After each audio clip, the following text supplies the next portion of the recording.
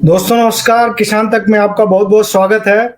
इस वक्त दिल्ली एनसीआर पराली की समस्या से पराली से जो होने वाला प्रदूषण है उसकी समस्या का सामना कर रहा है। और ये कई साल से चल रहा है कि नवंबर और दिसंबर के आसपास ये जो पराली की समस्या है वो शुरू होती है। पराली से जो होने वाला प्रदूषण है वो शुरू होता है। लेकिन अब इस समस्या का एक बड़ा समाधान निकल के सामने आया और वो पंजाब से ही निकल के सामने आया है। पंजाब एग्रीकल्चर यूनिवर्सिटी ने एक ऐसी जादुई धान की वैरायटी बनाई है जो इस समस्या को बहुत हद तक खत्म कर सकता है। वो धान की वैरायटी है, इस जादुई वैरायटी का नाम है PR 126, पंजाब राइस 126। और ये मैं इसलिए कह रहा हूँ क्योंकि पंजाब में जो पराली की समस्या है उसकी एक बड़ी वजह ये मानी जाती है कि जो गैप बहुत कम है गेहूं और धान के जो बीच में, उसमें करीब 1 महीने का गैप चाहिए किसानों को, वो मिलता नहीं है किसानों को। तो इसलिए वो पराली जलाते हैं क्योंकि जल्दी जल्दी उन्हें खेती तैयार करनी होती है रबी फसल के लिए, खासतौर पे गेहूं के लिए।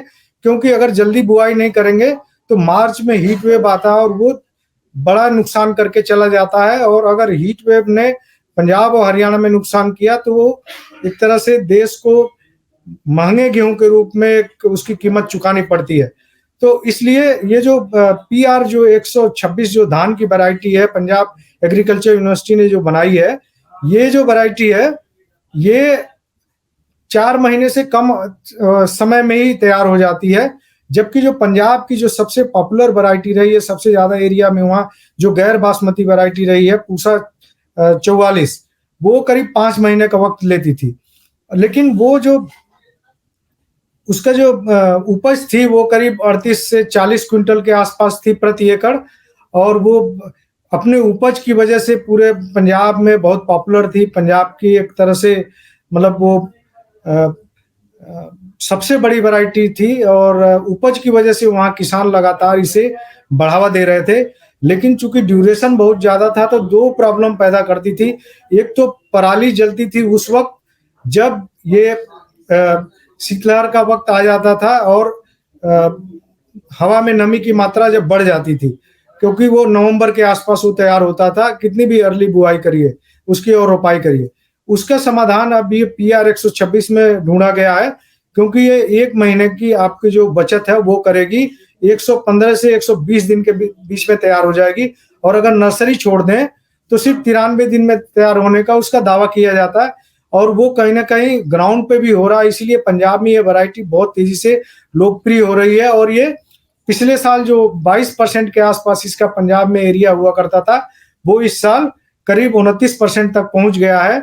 और अगले साल चूंकि पूसा 44 बैन हो जाएगी, ऑफिशियली घोषणा उसकी कर दी गई है, तो इसका एरिया बढ़ के करीब 40% होने की उम्मीद है। और अगर इसका एरिया 40% हो जाएगा तो निश्चित तौर पे पराली की समस्या से बड़ी राहत होगी। अभी पंजाब के किसान लगातार ये बात करते हैं कि जो पराली है वो पराली को मैनेजमेंट करने का, उसका निस्तारण करने का उनके पास वक्त नहीं होता, इसीलिए वो तीली लगा देते हैं और पराली जल जाती है। लेकिन उससे बड़ी प्रॉब्लम फेस करते हैं दिल्ली के लोग, दिल्ली NCR के लोग। तो दिल्ली NCR के लोगों के लिए भी ये बहुत अच्छी बात है कि पंजाब एग्रीकल्चर यूनिवर्सिटी ने जो एक नई वैरायटी तैयार की है वो भी परमल ही है। और परमल किस्म की ये जो वो है, ये धान की वैरायटी है, ये बहुत कम ड्यूरेशन में हो जाएगा। इसलिए किसानों के पास करीब जो 1 महीने का गैप उनको मिलेगा धान से गेहूं की खेती में शिफ्ट होने का। तो एक बड़ी समस्या जो दिल्ली NCR की है उसका समाधान मिलेगा। दूसरी समस्या जो और ये जो पूसा 44 की वजह से जो एक पानी की समस्या आती थी, इसका जो है इसका भी समाधान निकाल लिया है। इसी के जरिए, इसके जरिए रिप्लेस किया जाएगा उसे, ये भी मिलेगा। लेकिन एक और भी बड़ी बात है वो इस साल जो निकल के आई है कि पंजाब ने जुलाई में बड़ी बाढ़ का सामना किया। करीब 20-21 जिले, उसके 20-19 जिले करीब वो बाढ़ का भयंकर सामना कर रहे थे। बहुत अच्छी खासी वहां पे बाढ़ थी। तो ऐसा माना जा रहा था कि वहां की धान की खेती तो बर्बाद ही हो गई है। और कृषि मंत्रालय ने भी इस तरह का एस्टिमेशन किया था कि धान का उत्पादन वहां कम होगा। लेकिन जो PR-126 है, PR-126 वैरायटी के बदौलत ही वहाँ धान का उत्पादन कम नहीं बल्कि बढ़ गया है, और वहाँ की जो खरीद है वो खरीद में उसका उत्पादन, बढ़ा हुआ उत्पादन वो रिफ्लेक्ट हो रहा है।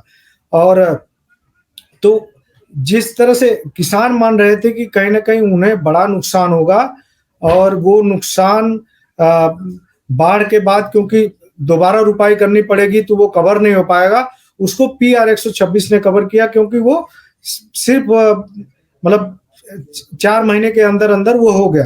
तो पर इस जो ये नई वैरायटी अभी 2017 में आई थी, अब जाके लोकप्रिय हो रही है वो धीरे धीरे, क्योंकि पूसा 44 को अब ऑफिशियली बैन किया जा रहा है, इसलिए उसका एक विकल्प के तौर पे इसे देख रहे हैं। पूसा 44 इसलिए लोकप्रिय था कि वो काफी ज्यादा पैदावार देती है। अब उसी लोकप्रियता को जो है ये पूसा ये PR-126 ने भी हासिल कर लिया है, इसलिए ये उम्मीद है कि जल्दी जो पराली की समस्या दिल्ली NCR में, इसका समाधान कर देगी।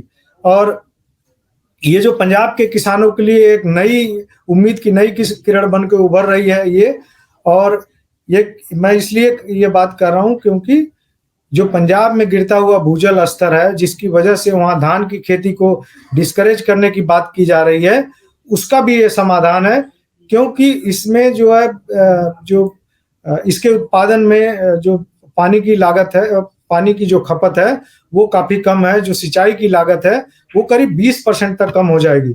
तो इसीलिए इसको सरकार लगातार जो है प्रमोट करने की कोशिश में जुटी हुई है कि ये जो धान है, कृषि वैज्ञानिक भी इसके लिए लगातार कोशिश कर रहे हैं कि ये जो धान है वो पॉपुलर हो, और क्योंकि ये 115 से 120 दिन में ही पक जाता है। और अगर बात करें इसकी, जो मैंने शुरुआत में ही बात एक कही थी कि इसको जादुई एक तरह से धान कहा जा रहा है, वो सिर्फ इसीलिए कहा जा रहा है कि एक ही धान जो है पंजाब की कई समस्या का समाधान कर रहा है, पराली की समस्या का समाधान कर रहा है, पानी की समस्या का समाधान कर रहा है, और जल्दी चूंकि अगर पैदा होगा तो इसमें कीट पतंगे कम लगेंगे और उससे किसानों का खर्च कम होगा। दूसरी एक बात यह है कि जल्दी तैयार हो जाएगा, तो गेहूं की फसल बहुत जल्दी आप तैयार कर सकते हैं। वो मिड मार्च से पहले ही गेहूं की फसल तैयार करने में ये जो वैरायटी है धान की, ये मदद देगी। क्योंकि अगर आपने अक्टूबर में इसकी कटाई कर दी तो नवंबर के फर्स्ट वीक में इसकी बुआई आप कर सकते हैं, फर्स्ट से सेकेंड वीक में। अगर नवंबर के फर्स्ट सेकेंड वीक में आपने बुआई कर दी गेहूं की, तो वो आपको बहुत अच्छी पैदावार देके जाएगा। और हीट वेव जो फरवरी और मार्च में चलती है, उस वक्त जब दाना पक रहा होता गेहूं का, तो उस वक्त ये जो है आपको उससे बचा देगी जो हीट वेव है। तो एक धान की वैरायटी जिस पे वैज्ञानिकों ने लंबे समय से मेहनत की, वो पंजाब की कई समस्याओं का समाधान करेगी। साथ में दिल्ली वालों की जो बड़ी समस्या हर साल 15-20 दिन रहती है, वो पराली से होने वाले जो प्रदूषण की जो समस्या है, उसका बहुत बड़ा एक समाधान है। और जो एक और किसान, लगातार हम लोग बात करते हैं वहाँ किसानों से, तो वो कहते हैं कि जो पूसा डिकम्पोजर इसलिए फेल हो गया क्योंकि उसको 25-26 दिन चाहिए पराली को गलाने के लिए और उसको मिट्टी में मिलाने के लिए। तो वो ये अगर पूसा डिकम्पोजर का भी इस्तेमाल आप कर रहे हैं तो निश्चित तौर पे जो PR-126 है वो उसके लिए बहुत मुफीद वैरायटी है। पूसा डिकम्पोजर के जरिए अगर आप उसकी वो करते हैं, निस्तारण करते हैं। और इसमें एक और चीज है कि बीमारियों से तो बचती है, इसका जो तना है वो ऐसा बताया जाता है कि वो जल्दी गल जाता है, और इसकी वजह से भी है कि ये जल्दी आपको पराली निस्तारण करने में मदद देगा। तो अभी तो मान लीजिए 7% से बढ़ा है, और बाढ़ उसमें बड़ी वजह रही है। बाढ़ में ये किसानों का तारणहार बन के उभरा है। और ये अगले साल जब ये पूसा 44 बैन हो जाएगा तो निश्चित तौर पे इसका एरिया करीब 40 से 45% तक हो जाएगा।